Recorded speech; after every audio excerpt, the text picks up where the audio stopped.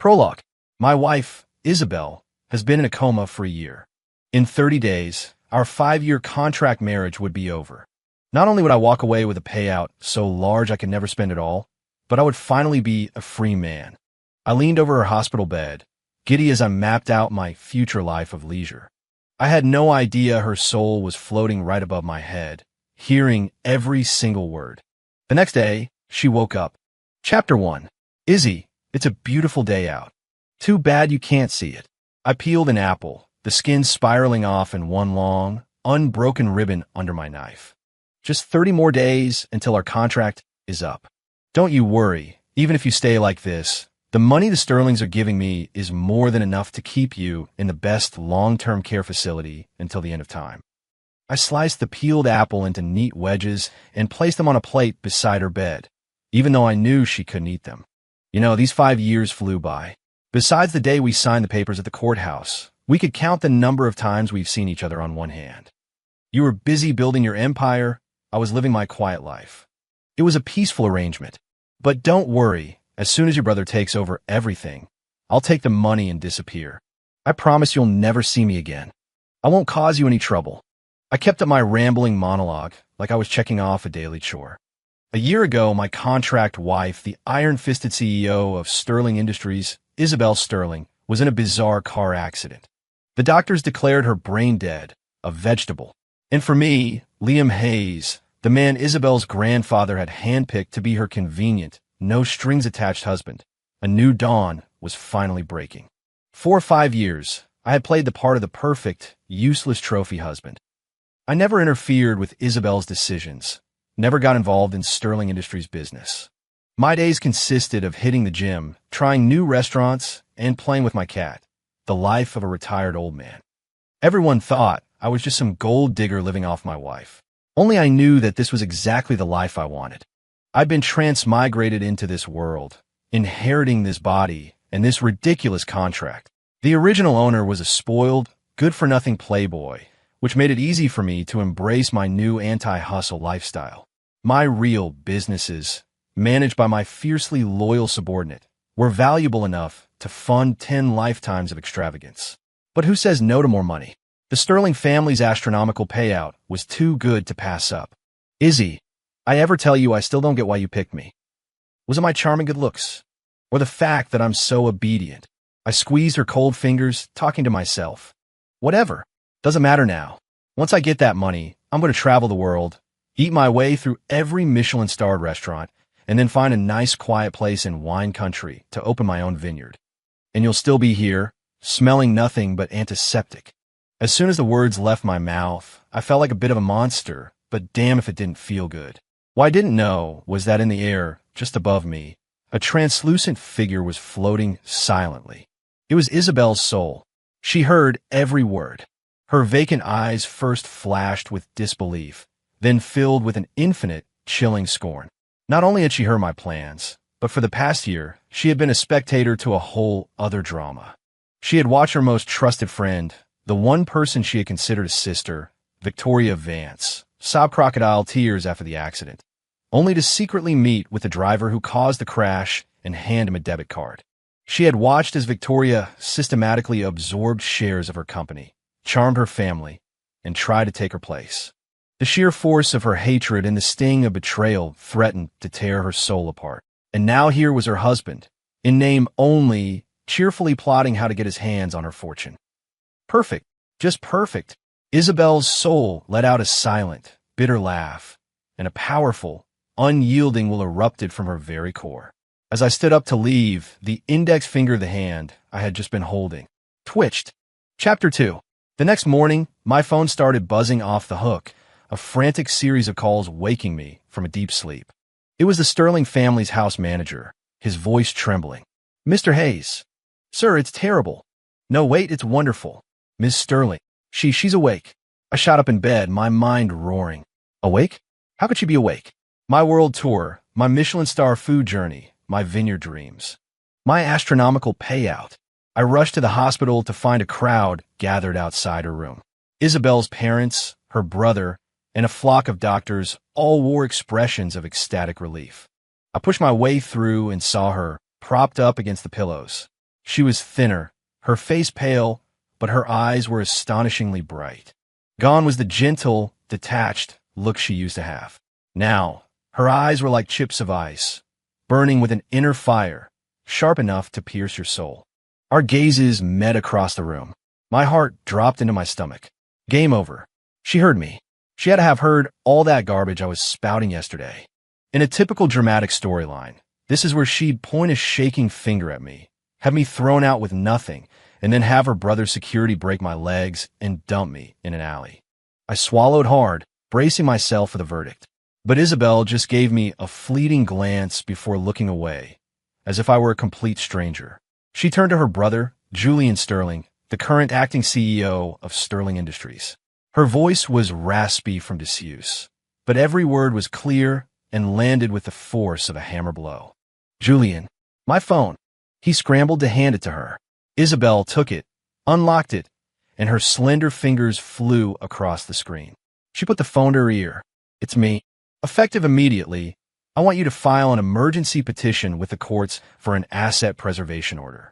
Freeze every account held by Victoria Vance and the Vance Foundation. Yes, all of them. The reason? Suspected wire fraud and embezzlement. For evidence, have the legal team check the safe in my office. The combination is... She rattled off a string of numbers. Also, get PR on the line. I want a press release drafted.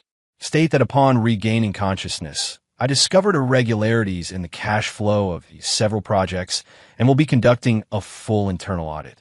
I want that release to go out before the news that I'm awake is made public. You could have heard a pin drop in a room. Everyone was stunned into silence by Isabel's rapid-fire, ruthless commands. Was this the same poised, elegant heiress they all knew?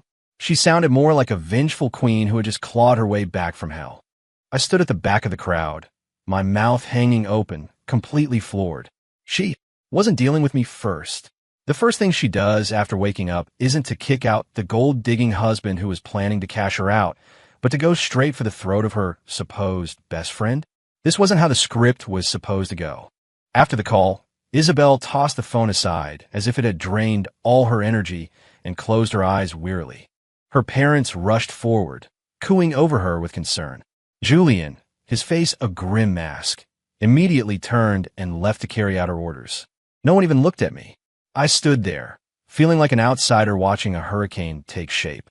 Isabel's profile was almost translucent in the morning light, her long eyelashes casting shadows on her cheeks. She looked so fragile, yet she radiated an intimidating power that warned everyone to keep their distance. It suddenly occurred to me that I had never really known my own wife, and I had no idea that as Isabel lay there with her eyes closed, she had a crystal-clear image of my gleeful face from the day before. Take the money and run? Live a life of leisure. Liam Hayes, it's not going to be that easy. Until I've dragged my enemies through the mud, my useless husband still has a part to play. Chapter 3, I returned to the house I shared with Isabel, a sprawling estate in Greenwich, Connecticut, with a deeply unsettled feeling. I was expecting to be greeted by the house manager, Arthur, holding a set of divorce papers, or more directly, to find my luggage already packed and sitting on the curb. Instead, when the door opened, Arthur greeted me with a deferential bow. Mr. Hayes, welcome home. His demeanor was more respectful than ever before. I blinked. Arthur, Sir, Ms. Sterling gave us instructions. Arthur interrupted, a polite smile on his face. She said you worked very hard looking after her this past year, and that I am to ensure you are well taken care of. Your meals will now be prepared by our new chef, Chef Antoine. He previously held 3 Michelin stars and is a master of classic French cuisine. My jaw went slack. Following Arthur into the dining room, I saw a man in a crisp chef's uniform who immediately bowed to me. The table was already set with a magnificent 4-course meal that looked and smelled divine. My favorite, coco vin, was the centerpiece. Ms. Sterling specifically requested this for you, sir, Arthur said from behind me. She said you were fond of it. My eyes started to twitch. How did she know that? I think I mentioned it offhandedly at a family dinner once, years ago. Furthermore, Arthur continued, leading me toward the back of the house. Ms. Sterling mentioned your passion for fitness and felt the home gym equipment was outdated. She has ordered a complete, top-of-the-line set from Techno Gym. which will be delivered and installed this afternoon. You will be able to enjoy a world-class workout experience right here at home. I stared at the old gym, where workers were already dismantling the equipment. My brain felt like it was short-circuiting. What was this? Was this some kind of good cop, bad cop routine? But she hasn't even played the bad cop yet. Was this a reward? A reward for my devoted care over the past year? A reward for fantasizing about her inheritance at her bedside? The more I thought about it, the more a chill crept down my spine. This woman was terrifying. She didn't play by any normal rules. She was like a master hunter who, despite having already set a foolproof trap, insists on luring you in with the most irresistible bait, letting you gorge yourself as you walk step by step into the snare. Sir, Arthur's voice broke my trance. Miss Sterling had one more message for me to pass along to you. What is it? I asked, snapping back to reality. Arthur cleared his throat, attempting to mimic Isabel's tone. He didn't quite nail it, but he captured about 70% of her cool authority. She said, "Stay put. Enjoy it. You've earned it." I've earned it. What in the world had I earned? I sat at the dining table, eating the Michelin-starred chef's masterpiece, but it tasted like ash in my mouth. My cat, Crouton, sauntered over and lazily wound himself around my legs. I looked down at him with only one thought in my head. This isn't just lunch, is it? This is my last meal. Meanwhile, in her VIP hospital room, Isabel was reviewing a report from her assistant, Chloe. "What's the situation with Victoria Vance?" "Ms. Sterling, your move was devastating," Chloe said, her face alight with admiration. The second her accounts were frozen, the funding for several of her key projects dried up, and her company's stock plummeted. She's running around like a madwoman trying to borrow money, but no one will touch her. A cold smirk played on Isabel's lips. That was just the appetizer. "And Liam?" she asked. "Mr. Hayes is back at the estate. He seemed to enjoy Chef Antoine's cooking, and a new gym is being installed as we speak." "Good." Isabel nodded. "Keep an eye on him. Fulfill any request he has. But I also want a report of everyone he meets and every call he makes." "Yes, ma'am." After Chloe left, Isabel stared out the window. She remembered Liam's face yesterday as he sat by her bed, peeling that apple and muttering to himself. He wanted to travel the world, eat at the best restaurants, and open his own vineyard. His eyes had held a sparkle of genuine excitement for the future, something she had never seen in him before. That wasn't the look of a man content to be useless. "Liam Hayes." She whispered his name. "What kind of person are you, really? You want a quiet life. I'm afraid I can't let that happen. My revenge saga has just begun, and what would it be without my leading man?" Chapter 4. Isabel's thunderous return sent shockwaves through New York's high society. No one could have imagined that a near-fatal accident wouldn't just fail to break the Sterling heiress, but would forge her into someone even more formidable. As for the other main character in this drama, Victoria Vance was in full-blown panic mode. She stormed into the hospital, ready to play her favorite role, the beautiful, misunderstood victim. "Izzy, let me explain. This has to be some kind of mistake." Victoria threw herself at the bedside, tears streaming down her face as if she'd been grievously wronged. "I happened to be dropping off some fresh clothes for Isabel, so I just leaned against the doorframe, folded my arms, and settled in to watch the show." Isabel, propped up against her pillows, didn't even bother to open her eyes. She just spoke to her assistant, Chloe, in a flat voice. "Read her the audit report on the Vance Foundation." Chloe immediately stepped forward, opened a file, and began to read in a cold, emotionless monotone. The Vance Foundation, established with a $50 million endowment from Sterling Industries for the purpose of supporting young entrepreneurs. However, over the past year, the foundation's director, Ms. Victoria Vance, used her position to divert approximately $32 million through 27 shell corporations into a personal offshore account. With every number Chloe read, the color drained further from Victoria's face. By the end, she had collapsed onto the floor, her lips trembling, utterly speechless. A mistake. Isabel finally opened her eyes, her gaze slicing into Victoria. "Are these numbers also a mistake?" I didn't." Victoria stammered, making one last, desperate attempt. "Izzy, I was framed. Someone is trying to turn us against each other." "Us?" Isabel laughed, a sound completely devoid of warmth. Victoria, for the past year, you've worn my clothes, used my perfume, driven my car, lived in my apartment, and made a play for my husband. And now you want to talk about us? Her voice was quiet on the last sentence, but it carried a deadly chill. Victoria looked as if she'd been struck by lightning. You? How could you know? I know a lot more than you think. Isabel's expression hardened into pure disgust. Get out, before I change my mind and have you sent directly to prison. Victoria scrambled out of the room as if the devil himself were on her heels. I pushed off the doorframe, thoroughly impressed. Hurry! That was a masterclass in taking down a frenemy. How had I never noticed that my wife was such a powerhouse? My gaze fell on Isabel, and she turned to meet it. Her eyes, which had been glacial just a moment before, thawed slightly, though they were still sharp with scrutiny. Had enough of a show? Not at all. I shrugged, being honest. That was incredibly satisfying. She seemed surprised by my answer. A flicker of something, maybe a smile, touched her lips. You found her annoying too? Annoying is an understatement. I scoffed. Every time I saw her put on that fake innocent act, I wanted to smash a plate over her head. It was the truth. Victoria had never missed an opportunity to flaunt her sisterly bond with Isabel in front of me, usually while making a backhanded comment about me being a gold digger. Isabel stared at me for a few long seconds, then said, "Come here." I walked over to the bed. She raised her hand, hesitated for a moment, then let it rest on my wrist, her grip light, but firm. Her skin was cool, and I could feel a faint tremor in her fingers. "Liam," she said, her eyes locked on mine. "From now on, stay away from her. Don't touch anything she's ever touched." Her tone wasn't a command. It was more like a warning, or maybe even protective. That strange, unsettling feeling was back. What was she planning?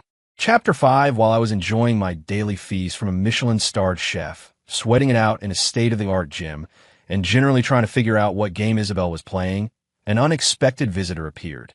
Jasmine Croft, the notoriously icy CEO of Croft Holdings and, coincidentally, the ex-fiancée of the man whose body I now inhabited.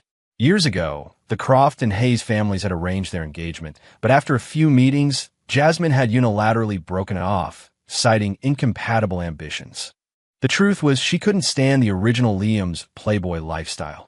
After I married into the Sterling family, she practically used me as a cautionary tale in her social circle, often remarking that a man's worth was in his career and that relying on a woman was the ultimate disgrace. And now, here she was, sitting across from me in a bespoke power suit, her expression radiating an undisguised contempt. "Liam, I heard Isabel is awake," she said, getting straight to the point. "Word travels fast," I replied, taking a sip of tea. "I'm here to offer you a way out," Jasmine said, leaning forward and steepling her fingers on the table in a classic power pose. "I know what kind of person Isabel is. Now that she's back in control, the first thing she'll do is clean house, and that starts with a useless appendage like you. It will be better to leave on your own terms and keep some of your dignity, rather than wait for her to kick you out." I raised an eyebrow, but said nothing, letting her continue. "Leave the Sterlings and come work for me," she said, dangling the bait. "I'll create a vice president position for you. 7-figure salary. It might not be the life of luxury you have here, but at least you'll be earning your own money. You'll be a real man." I almost laughed out loud. A 7-figure salary? Was she serious? The smallest of my companies had a daily cash flow that dwarfed that number. "Ms. Croft," I said, setting my cup down slowly, "I think you might be mistaken about a few things." "Mistaken?" she sneered. "Am I mistaken that you're a gold digger? Or that you're about to be thrown to the curb?" "I just think," I said, looking at her with a hint of pity, "that you're really overstepping." Jasmine's face immediately darkened. "Don't be a fool, Liam. All Isabel can give you is temporary comfort. Once she's tired of you, you'll be worse off than anyone." "Is that so?" A cool voice drifted in from the doorway. Jasmine and I both turned. Isabel was home. She was wearing a simple white sundress, her long hair down, making her look soft and harmless. But the moment she entered, the atmospheric pressure in the room seemed to drop. Behind her were her assistant, Chloe, and a man I didn't recognize, who was holding an elegant pastry box. Isabel didn't even glance at Jasmine. She walked directly to my side and sat down, her movement fluid and natural. Then, she did something that made both mine and Jasmine's eyes go wide. She reached out and gently brushed a piece of non-existent lint from my shoulder, her tone playfully scolding. "Why did you start entertaining guests without me? I thought we agreed you'd let me handle all the messy things from now on." Her tone, her expression, it was the picture of a couple deeply in love. Jasmine's face instantly turned a shade of crimson. "Isabel, you..." The ice on Jasmine Croft's face finally cracked, her expression a mask of disbelief. Only then did Isabel seem to notice her, raising her eyes with a lazy boredom. "Oh, Miss Croft, what a surprise." Her dismissive tone was more insulting than any slur. "I was just discussing something with Liam," Jasmine said, struggling to maintain her composure. "Discussing something?" Isabel let out a soft laugh. She took the pastry box from the man behind her and opened it in front of me. Inside were several exquisitely crafted macarons. What could be so important that the CEO of Croft Holdings would have to come all the way to my home to discuss it? As she spoke, she used a small silver fork to pick up a pink macaron and held it to my lips. "Try this. They were flown in from Paris this morning. Rose lychee, your favorite." I froze. Since when was that my favorite? I looked into Isabel's eyes, which held a silent command, then glanced at Jasmine, whose face was growing stormier by the second.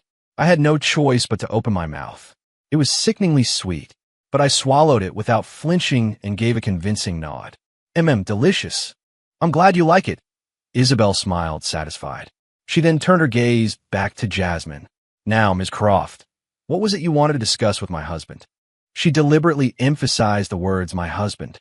Beneath the table, Jasmine's hands were clenched into tight fists, her knuckles white. "I simply feel Liam's talents are being wasted here," she ground out. "Oh, really?" Isabel looked like she'd just heard the funniest joke in the world. She turned to me, her eyes sparkling. "Darling, I had no idea you possess talents that even the great Jasmine Croft admires." I rubbed my nose. Must be my face. It's a very talented face. A snort of laughter escaped from Chloe, who quickly covered her mouth. Isabel laughed too, a genuine musical sound. She reached out and playfully pinched my cheek. "You're ridiculous." She turned back to Jasmine, the smile vanishing from her face, replaced by a glacial coldness. "Ms. Croft, you needn't worry yourself about discovering my husband's talents. His talents are for my benefit, for keeping me company and making me happy, not for being your corporate workhorse. Whether he's wasting them or not is for me to decide. Now, if you'll excuse us, my husband has had a long day and needs to rest." It was an unambiguous, brutal dismissal. Jasmine's pride had been shattered. She stared at me, her eyes searching my face for any sign of reluctance or coercion. But I just calmly picked up another macaron and started eating it. Are you kidding me? A personal Michelin-starred chef, a world-class gym, and a beautiful, powerful wife to fend off all my problems? I'd hit the jackpot. Finally, Jasmine couldn't take it anymore. She shot to her feet, the chair scraping loudly against the floor. "You'll regret this, Isabel." She threw the threat over her shoulder and stormed out. Silence descended on the room. I looked at Isabel, who was watching me with a deep, unreadable expression. "What's the matter? Feeling proud of yourself? Having your ex-fiancé try to poach you right in front of me?" she asked suddenly, a sour note in her voice I couldn't quite place. It took me a second to process it. Was she jealous? "Not proud, exactly," I said, setting down my fork and leaning back against the sofa. "Just curious. How did you know she was coming?" "The line of people wanting to steal you from me is longer than you think," Isabel said, deflecting the question. She picked up a green pistachio macaron, took a small bite, and frowned slightly. Clearly, she wasn't a fan of sweets. I suddenly remembered a detail from Jasmine's dossier. She had a secret obsession with cute things, especially pastries. So, this box of macarons wasn't for me. It was for Jasmine to see. This woman's mind was a labyrinth. "Liam," she said, leaning in so close I could smell the faint, pleasant scent of gardenia on her skin. "That was a good performance just now." Performance? I raised an eyebrow. What else would it be? A sarcastic smile touched her lips. "Did you really think I'd fall in love with a man who was counting down the days until he could cash in on my coma?" My heart plummeted. Chapter 7. Isabel's words hit me like a bucket of ice water. So, she knew everything. All the preferential treatment, the public displays of affection. It was all an act. A show for Jasmine, for Victoria, for everyone who looked down on me and was waiting for me to fail. From the very beginning, I, Liam Hayes, was nothing more than a pawn in her grand revenge scheme, a piece of camouflage to confuse her enemies. Fina, I thought with a cynical internal laugh.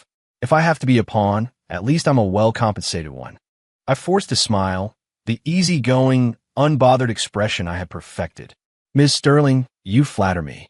It's an honor to be part of your production. As long as I'm well paid, I'll play whatever part you want. Husband, father, you name it. Isabel's eyes instantly turned cold. She probably hadn't expected that reaction. Not shame, not anger, just a calm, businesslike negotiation of terms. She stared at me for a long time, so long that I thought she might finally lose her temper. But in the end, she just looked away and stood up. Good. Then keep playing the part. With that, she turned and went upstairs. Watching her solitary, determined figure ascend the stairs, I felt that strange pang of disappointment again. Over the next few days, Victoria Vance began to make desperate moves. Realizing Isabel likely had irrefutable proof of her embezzlement, she decided to go scorched earth, spreading vicious rumors about me. Did you hear? While Isabel Sterling was in a coma, her trophy husband was keeping a whole string of mistresses. No way. He always seemed so harmless. Harmless? It's an act. My friends saw him leaving a hotel with a supermodel. They were all over each other. The rumors, accompanied by expertly photoshopped pictures, spread like wildfire through the city's elite circles. Everyone was waiting to see how Isabel would react. A woman who just came back from the dead, only to find out her husband betrayed her. The drama was too juicy to ignore. Even Arthur, the house manager, came to me with a worried look. Sir, these photos, they're fake, I said, calmly sipping my tea. Shouldn't you explain that to Ms. Sterling? No need. What was there to explain? She already thought the worst of me. I was actually curious to see how she would handle this scene in her little play. The next day, Isabel gave me her answer. She didn't call a press conference or hire a reputation management firm to scrub the internet. Instead, she used Sterling Industries' official channels to announce something that stunned everyone. Sterling Industries was launching a new $10 billion renewable energy initiative, codenamed Project Nova. And the person chosen to lead this massive project wasn't her brother, Julian, or any of the company's seasoned executives. It was me, Liam Hayes. At the bottom of the press release was a personal statement from Isabel. The media later dubbed it the most epic defense of a husband in corporate history. She wrote, regarding the personal character of my husband, Liam Hayes, Sterling Industries has neither the authority nor the need to comment. I will only say 3 things. First, I believe in my husband. Second, even if he had made a mistake, that is a private matter for our family to handle, not a subject for public gossip. Third, and most importantly, the man I, Isabel Sterling, chose to marry is better than 99% of the men in this world, even if he does nothing at all. Whatever he wants to do, he will have my unconditional support because I have absolute faith in his vision and his abilities. Today, I am entrusting him with Project Nova. I invite you all to watch what he does with it. The announcement completely flipped the narrative. The same people who had been laughing at me, the kept man, were now speechless. A $10 billion project, handed over just like that? This wasn't just trust. This was a breathtaking, audacious display of devotion. In the face of a $10 billion vote of confidence, the petty rumors about some model seemed laughably insignificant. Who would believe that a man with that kind of power at his fingertips would risk it all for a cheap affair? Victoria Vance's smear campaign had been obliterated. I stared at the news on my phone, speechless for a long time. This woman, she always found the most unexpected and most effective way to solve a problem. That night, Isabel came home late, smelling faintly of wine. She collapsed onto the sofa, rubbing her temples wearily. I brought her a glass of warm water. She took a sip, then looked up at me, her eyes glistening under the lights. Liam, yeah, a $10 billion project. Are you scared? What's there to be scared of? I smiled. If it fails, it's your money anyway. She laughed at that, and the exhaustion in her face seemed to melt away. Is that all the ambition you have?" Still smiling, she beckoned to me. I walked over and knelt in front of her. She reached out, and this time there was no hesitation. Her hand came to rest on my stomach. Through the thin fabric of my shirt, I could feel the warmth of her palm. My body went rigid. Her fingers began to trace lazy circles over my abs.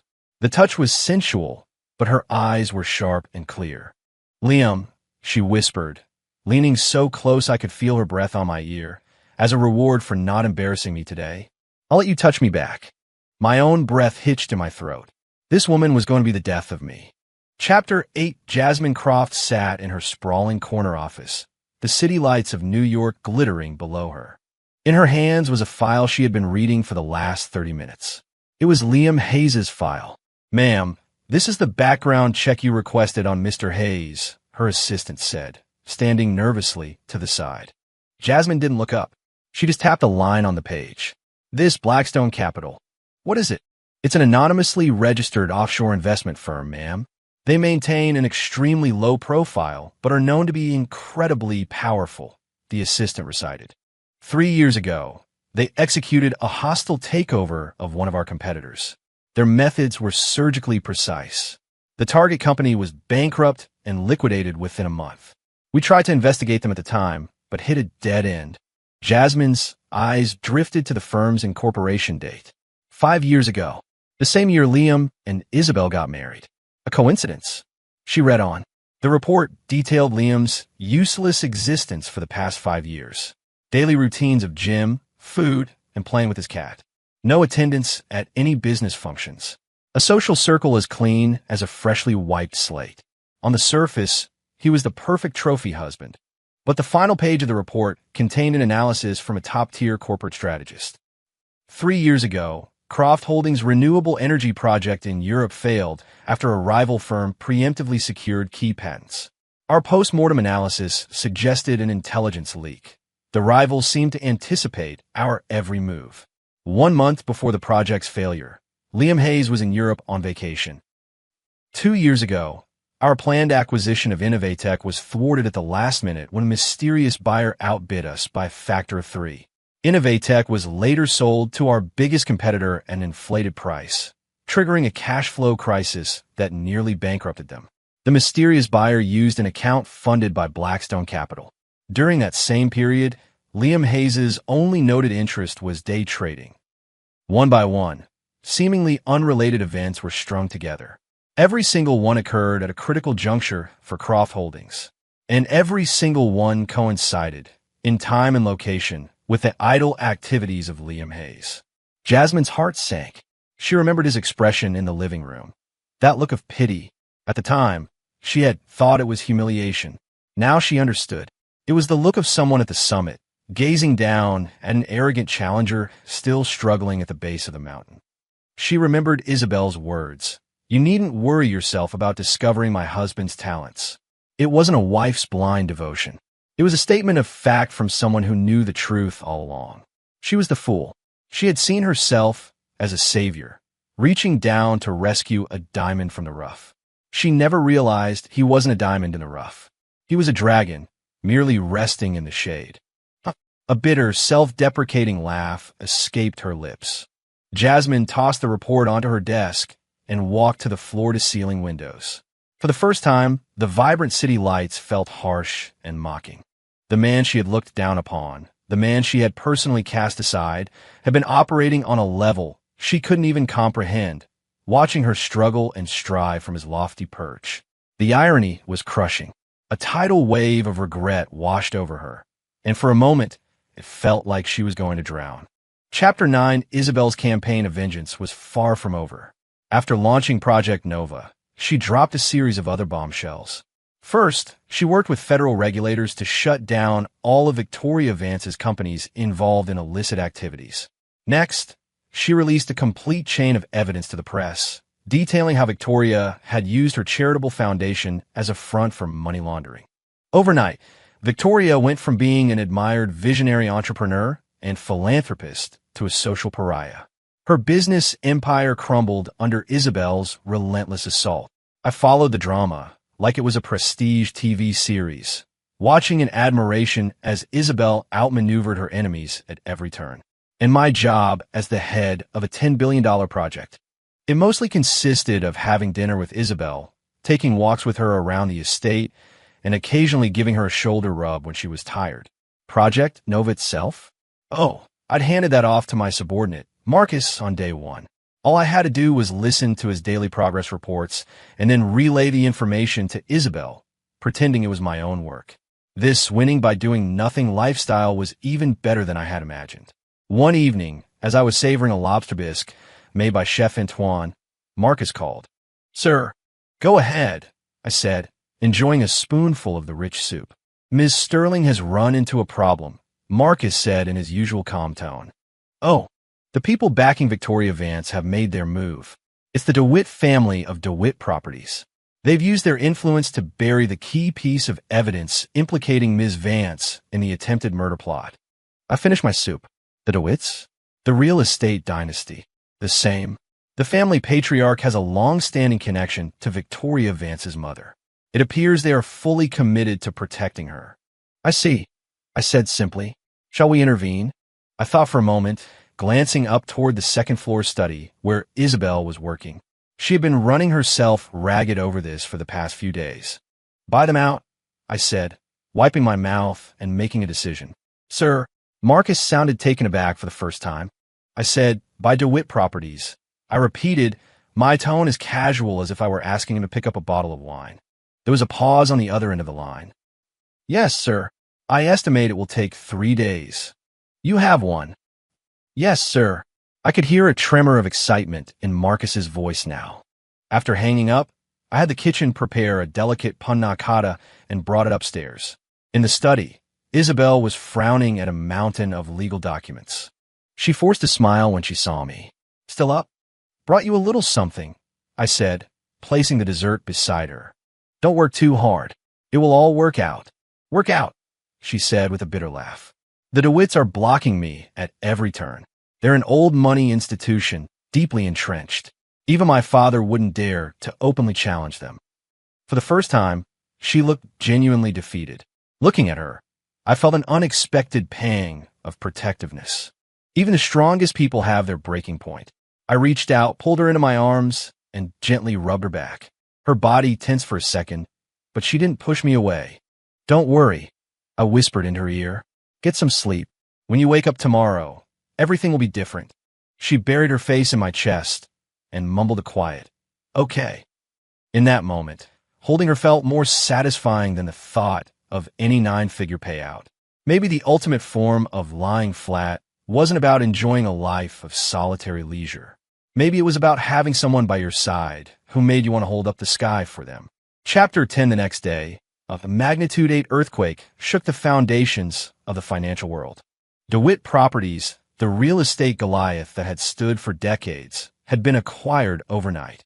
A mysterious firm known as Blackstone Capital had executed a stunningly aggressive hostile takeover, completing the entire transaction in a matter of hours. The DeWitt family, once titans of industry, had been unceremoniously dethroned. The news broke while Isabel was in the middle of a critical board meeting. Her original plan had been to risk everything, to leverage all her personal assets and wage all-out war against the DeWitts. But halfway through the meeting, her assistant, Chloe, burst into the room, her face flushed with excitement. "Ms. Sterling, you have to see this. It's incredible. DeWitt Properties, they've been bought out." The entire boardroom fell silent. Every single board member sat frozen, staring in stunned disbelief. Isabel was speechless. She shot to her feet.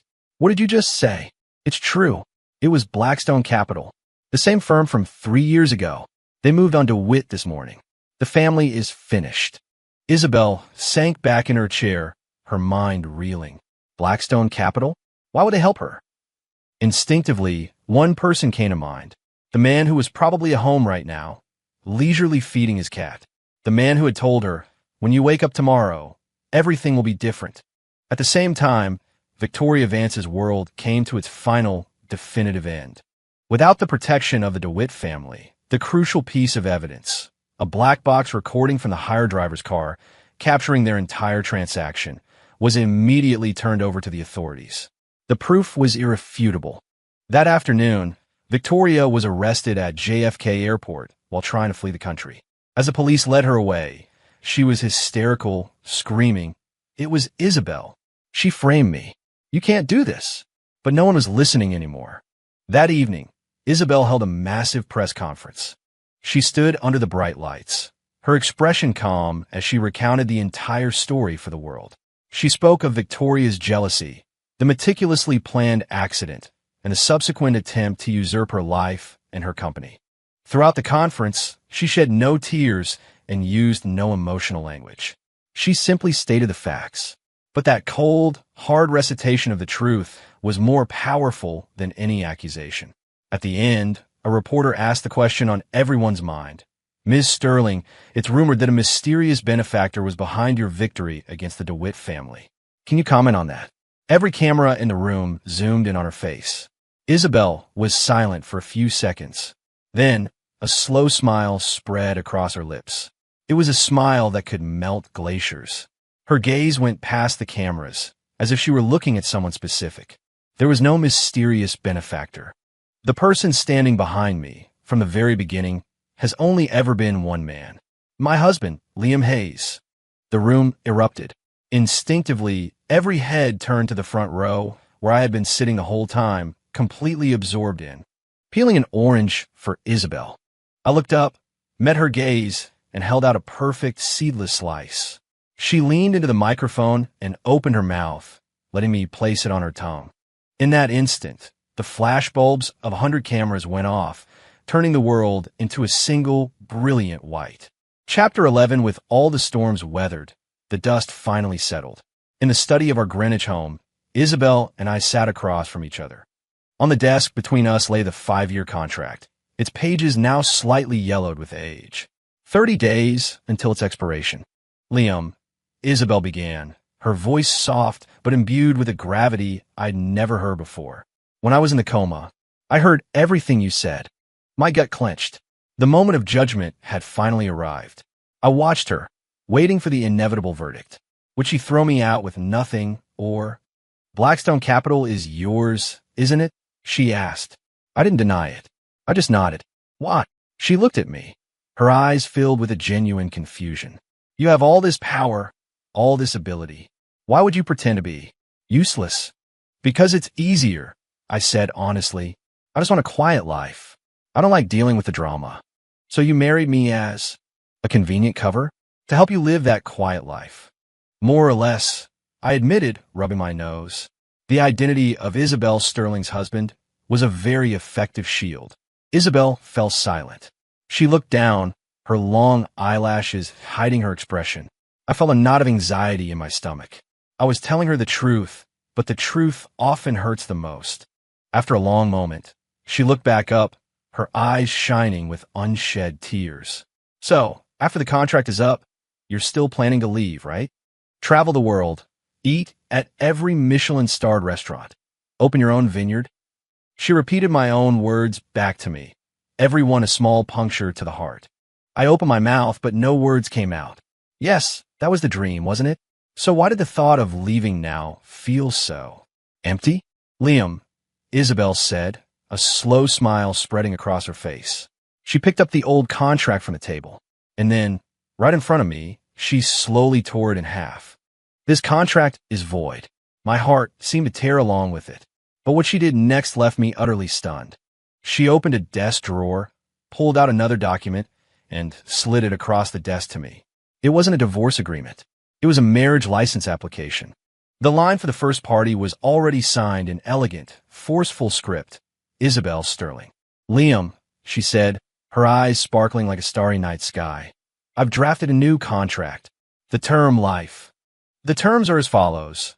You, Liam Hayes, as my legal husband, are required to travel the world with me, eat at every Michelin-starred restaurant with me, and find a beautiful, quiet place where we can build a vineyard together. The penalty for breach of contract. If you dare to walk out on me, there will be no payout." She paused, leaning forward, her eyes locked on mine. "So this contract, are you going to sign it?" Chapter 12. I looked at Isabel. at the playful, hopeful, and slightly nervous glint in her eyes. And I suddenly understood. This woman had been setting a trap for me from the very beginning. She had lured me with Michelin-starred chefs and world-class gyms. She had bound me to her with a $10 billion project and her unwavering trust. She had captivated me with a spectacular display of vengeful brilliance. She had taken every single one of my fantasies about a life of leisure and woven them into a shared future. She wasn't asking me to sign a contract. She was asking me if I was willing to give her the rest of my life. I picked up the pen and, without a moment's hesitation, signed my name on the line for the second party. Liam Hayes. As the ink dried, I looked up and met her brilliant, relieved smile. In the next second, I was on my feet, rounding the desk, and pulling her out of her chair and into my arms, holding her tight. "Isabel," I murmured, before capturing her lips with mine. "You got a bad deal." She hummed against my mouth. "This contract needs one more clause." "What?"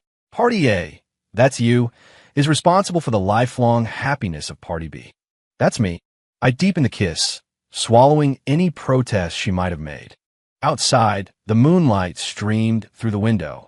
In the living room below, my cat, Crouton, and the new puppy I'd gotten for Isabel, a golden retriever named Biscuit, were curled up together, fast asleep.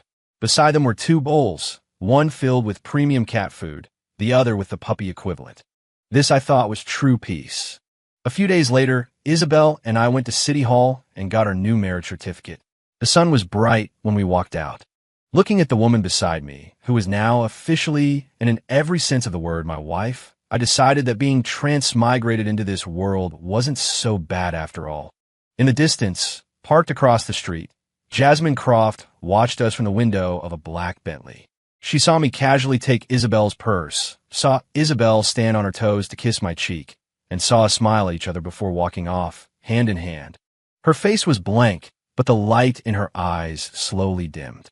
She knew, with a painful certainty, that she had completely and irrevocably lost the one man who could have been hers, the man she had once thrown away like trash.